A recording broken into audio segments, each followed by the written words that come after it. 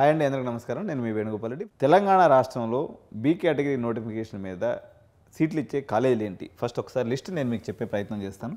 ఇందులో number 1 college CBIT, number 2 Vasavi,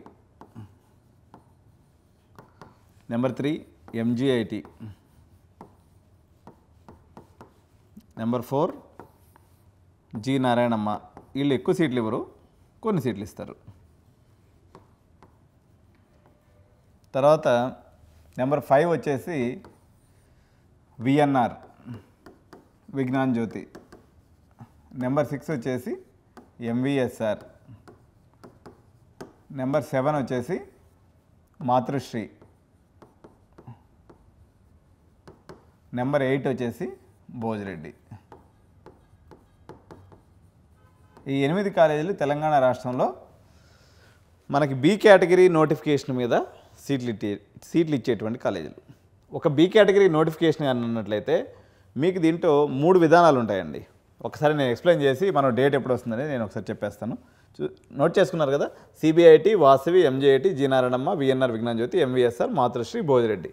ఈ 8 కాలేజీల్లో మీకు కొంతమేరకు కొన్ని కాలేజీలు 90% ఇస్తాయి, కొన్ని కాలేజీలు 70% ఇస్తాయి, కొన్ని కాలేజీలు 50% ఇస్తాయి. ఓవరాల్గా అయితే వీళ్ళు ఎంతో కొంత మెరిట్కి వాల్యూ ఇచ్చే కాలేజీలు. తెలంగాణలో 175 కాలేజీలు ఉంటే ఈ 8 కాలేజీలు మాత్రం బి కేటగిరీ నోటిఫికేషన్ ఇచ్చి కొంతవరకు నిజాయితీగా అడ్మిషన్లు చేస్తూ ఉంటాయి. సో బి కేటగిరీ నోటిఫికేషన్ ఇచ్చినప్పుడు మనకి 3 రకాలు ఉంటుందండి. ఫస్ట్ వన్ వచ్చేసి బి క్యాట్లో ఏం బేసిస్ మీద అడ్మిషన్లు ఇస్తారంటే ఫస్ట్ జేఈ మెయిన్స్ మీద ఇస్తారు. ఏ కాలేజ్ తీసుకున్నా 93 ఆన్ యావరేజ్ 93% ఎవరికైతే ఉంటుందో 93% ఉంటుందో వాళ్ళకి సీట్ వచ్చేటువంటి అవకాశం ఉంది. దీనికన్నా తక్కువ ఉన్నటువంటి వాళ్ళు దీంట్లో ట్రై చేయడం వేస్ట్. 93% కన్నా తక్కువ ఉంటే దీంట్లో సీట్ వచ్చే అవకాశం లేదు. జేఈ మెయిన్స్ వాళ్ళు అంత పర్సంటేజ్ ఉన్నోళ్ళు లేకపోతే జేఈ మెయిన్స్ వాళ్ళు అందరూ ఎగ్జాస్ట్ అయిపోతాయి. జనరల్గా 93 to 90% వరకు కూడా పెట్టుకోవచ్చు.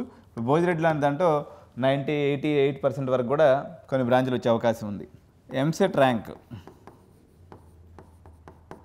ర్యాంక్ బేస్ మీద తీసుకోవాలి. నాకు తెలిసి జేఈ మెయిన్స్తోనే మ్యాక్సిమం ఆగిపోతుంది. ఎంసెట్ ర్యాంక్ దాకా వచ్చే అవకాశం లేదు. ఒకవేళ ఏదైనా మీరు ర్యాంక్ గురించి ఎక్స్పెక్ట్ చేసుకొని అలా పోదలుచుకున్నట్లయితే ఏదైనా ఒక 10,000 ర్యాంక్ ఉన్నట్లయితే మీరు ట్రై చేయొచ్చు. 10,000 నుంచి వర్స్ట్ కేసులో ఇంకేదైనా తీసుకున్నట్లయితే 20,000 ర్యాంక్ ఉంటే మీరు 8 కాలేజీలో ఏదో ఒక బ్రాంచ్ కోసం మీరు టెండర్ అనేది వేసుకోవచ్చు. థర్డ్ వచ్చేసి ఇంటర్మీడియట్ మార్క్స్. అసలు ఫస్ట్ ఈడకు 90% సీట్లు దీంతో నిండిపోతాయండి. ఓకే, ఎంసెట్ ర్యాంక్ బేస్ మీద ఒక 9% సీట్స్ నిండిపోతాయి. ఇంటర్ మార్క్స్ మీద మాత్రం మీకు బి కేటగిరీలో సీట్ వచ్చిందంటే అదృష్టం. అలాంటి అదృష్టం కేవలం 1%కే ఉంటుంది. ఈ రకంగా 100% సెగ్రిగేట్ అవుతుంది అనమాట. 90% జేఈ మెయిన్స్ వాళ్ళకి ఇస్తారు, ఒక 9% ఎంసెట్ ర్యాంక్ వాళ్ళకి ఇచ్చే అవకాశం ఉంది. అది కూడా మంచి ఎక్స్ట్రాడినరీ ర్యాంక్ ఉంటే అప్పుడు చూస్తారనమాట. ఇంటర్ మార్క్స్ అనేది 1%. బేసికల్గా ఈ బి కేటగిరీ కోసం ఎందుకు జనాలు అందరూ ఎదురు చూస్తూ ఉంటారంటే ఈ బి కేటగిరీలో ఏం జరుగుతుందంటే బి కేటగిరీలో మీరు అడ్మిషన్ తీసుకుంటే ఫీజు ఎంత కట్టాలని ఇంకో డౌట్. బి కేటగిరీలో మీరు ఫీజు తీసుకున్నట్లయితే college fees government approved fees అంటే మీకు కౌన్సిలింగ్లో చూపిస్తుంటుంది కదా ఫీజు, అంత ఫీజు కడితే సరిపోతుంది. బి కేటగిరీలో మీకు ఏ కాలేజీలో సీట్ వచ్చినా గవర్నమెంట్ అప్రూవ్డ్ ఫీజు, ఉదాహరణకి ఎంజిఐటి తీసుకున్నాం అనుకోండి 1,60,000 ఉంది, సిబిఐటి తీసుకున్నాం అనుకోండి 1,40,000 ఉంది. అట్లా వాసవి తీసుకున్నా ఏదైనా 1,00,000 నుంచి 1,35,000 మాత్రం ఇది కట్టుకుంటే సరిపోతుంది. మీరు ఎక్స్ట్రా ఎవరికి డొనేషన్స్ ఇచ్చే అవసరం ఉండదు మీకు బి కేటగిరీలో మెరిట్ ఉన్నట్లయితే. జనరల్గా దీని కట్ ఆఫ్స్ ఎంత ఉన్నాయనేది నేను సపరేట్ వీడియో చేస్తాను, దాంట్లో చూద్దాము. జనరల్గా సిబిఐటి ఇవన్నీ కూడా 97% కట్ ఆఫ్కే ఆగిపోతాయి. 97 to 98% ఉన్న వాళ్ళు వస్తారు. సరే, వీళ్ళందరికీ మన దీంట్లో వస్తాయి కదా, ఏది మన ఎన్ఐటీస్లో ట్రిపుల్ ఐటీస్లో వస్తాయి కదా. ఇక్కడికి ఎందుకు వస్తారంటే పిల్లల్ని బయటికి పంపించడం ఇష్టం లేనటువంటి వాళ్ళు 98% ఉన్నా 98.5% ఉన్నా ఇక్కడ లోకల్లోనే తీసుకున్న పేరెంట్స్ చాలామంది ఉంటారు. కాబట్టి వాళ్ళకి ఈ రకంగా సీట్స్ వచ్చే అవకాశం ఉంది. బి కేటగిరీ అంటే గవర్నమెంట్ ఫీజుకి మీకు ఎంసెట్ ర్యాంక్తో సంబంధం లేకుండా జేఈ మెయిన్స్ని బేస్ చేసుకుని సీటు కొట్టాలనుకునే పేరెంట్స్కి బి కేటగిరీ ఉత్తమ మార్గం. ఈ బి కేటగిరీలోనే ఇంకొన్ని పద్ధతులు ఉన్నాయన్నమాట. ఇంకొన్ని పద్ధతులు ఏంటంటే దీంట్లో ఇంకొక 2 పద్ధతులు ఉంటాయి. ఎన్ఆర్ఐ సీట్ అని ఉంటుంది. ఈ ఎన్ఆర్ఐ సీట్ అన్నట్లయితే జనరల్గా సిఎస్సి రిలేటెడ్ బ్రాంచెస్కి పెద్ద కాలేజీలో టాప్ 5 కాలేజీలో తీసుకున్నప్పుడు మనకు $5,000 పర్ యానం ఫీజు ఉంటుంది. అంటే అప్రాక్సిమేట్గా 4,20,000 అనుకుందాం. 4.2 lakhs పర్ యానం. అంటే మీరు ఒక 16-17 లక్షలు 16 lakhs to 17 lakhs ఖర్చు అవుతుంది. మీరు ఎన్ఆర్ఐ సీట్ తీసుకునేటప్పుడు ఏం క్రైటీరియా చూస్తారు? జేఈ మెయిన్స్ చూస్తారా? చెప్పండి ఎవరన్నా. జేఈ మెయిన్స్ చూస్తారా? ఇంటర్మీడియట్ మార్క్స్ చూస్తారా? లేకపోతే ఎంసెట్ ర్యాంక్ చూస్తారా? కామెంట్ చేయండి మీరు ఒకసారి. నేను చెప్తున్నాను, ఎన్ఆర్ఐ ర్యాంక్కి ఎన్ఆర్ఐ సీట్ అలాట్మెంట్కి మీ జేఈ మెయిన్స్కి కానీ ఎంసెట్ ర్యాంక్ కానీ సంబంధం లేదు. ఇది ప్యూర్గా ఎంసెట్ కూడా సంబంధం లేదు. సో దీనికి సంబంధం ఉందా? జేఈ మెయిన్స్కి సంబంధం లేదు, ఎన్ఆర్ఐ కోటాకి దీనికి సంబంధం లేదు. ఎంసెట్కి సంబంధం ఉందా? సంబంధం లేదు. దేంతో సంబంధం ఉంది? ఇంటర్మీడియట్ మార్క్స్తో సంబంధం ఉంది.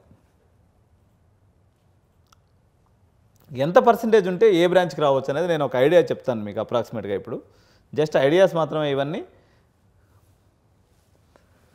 ఇప్పుడు మీరు సిఎస్సి తీసుకున్నారనుకోండి, సిబిఐటిలో 99% లేదా 98%, ఈ 2 ఇంటర్మీడియట్ పర్సంటేజ్ ఎంతవరకు ఉంటే మీకు సిఎస్సి వచ్చే అవకాశం ఉంది. ఏదో ఒక సిఎస్సి బ్రాంచ్ అని అనుకున్నారనుకోండి, మీకు 97 దిగువన ఉన్నటువంటి వాళ్ళు ఎన్ఆర్ఐ సీటుకు కూడా జనరల్గా పనికిరారు సిబిఐటిలో. కొంతమంది మేనేజ్మెంట్ రూపంలో ఇప్పుడు మేము కూడా కొంతమంది చేస్తూ ఉంటాం. ఈ అడ్జస్ట్మెంట్ సీట్స్ ఎన్నో ఏదైనా 1, 2, 10 అంతే.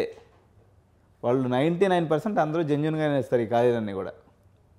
ఒక 10% లూప్ లైన్ లేకపోవడానికి ఇదేమన్నా అరబ్ కంట్రీస్ మొత్తం 100% రూల్స్ పాటించడానికి? మన ఇండియా కాబట్టి ఒక 10% అక్కడక్కడ లీకులు ఉంటాయి. ఆ లీకుల్లో మనం కూడా చిన్నగా మిమ్మల్ని అటు ఇటు చేయొచ్చు. కానీ సిబిఐటి సీట్ కోసం ఫోన్ చేసేటువంటి వాళ్ళు మా దగ్గర ఫోన్ చేసుకున్నట్లయితే 90% బిలో ఉన్నటువంటి వాళ్ళు ఇంటర్మీడియట్లో ఫోన్ చేయొద్దు. 30 lakhsకి ప్రిపేర్ అయి ఉండాలండి. టోటల్ కాలేజ్ ఫీజు అనుకోండి, డొనేషన్లు అనుకోండి. మీకు సిబిఐటి అయినా విఎన్ఆర్ అయినా ఏదైనా పెద్ద కాలేజీల కోసం సీట్ చేస్తున్నారంటే 27 to 30 lakhs మీరు బడ్జెట్ పెట్టుకోగలిగి ఉండాలి. ఇంకా చిన్న కాలేజీల్లో ఇప్పుడు మార్పులు చేర్పులు ఉన్నాయి. ఈరోజు చాలా అప్డేట్స్ వచ్చినాయి, నేను మీకు చెప్తానండి. మీకు చివరిలో దీని డేట్ ఎప్పుడు రాబోతుంది అనేది కూడా చెప్తా. మీరు డేట్ ఎప్పుడు అనుకుంటున్నారు ఒకసారి కామెంట్లో తెలియజేయండి, నేను ఎక్స్ప్లెయిన్ చేస్తాను చివరిగా.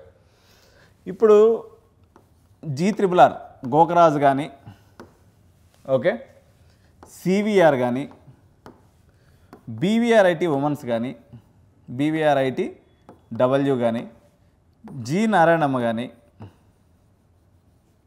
ఓకే, బీవీఆర్ఐటి నర్సాపూర్ కానీ, ఇప్పుడు దాకా చాలామంది పేరెంట్స్ నాకు వీటిలో సీట్లు కావాలని రోజు మంది ఫోన్ చేస్తూ ఉంటారు.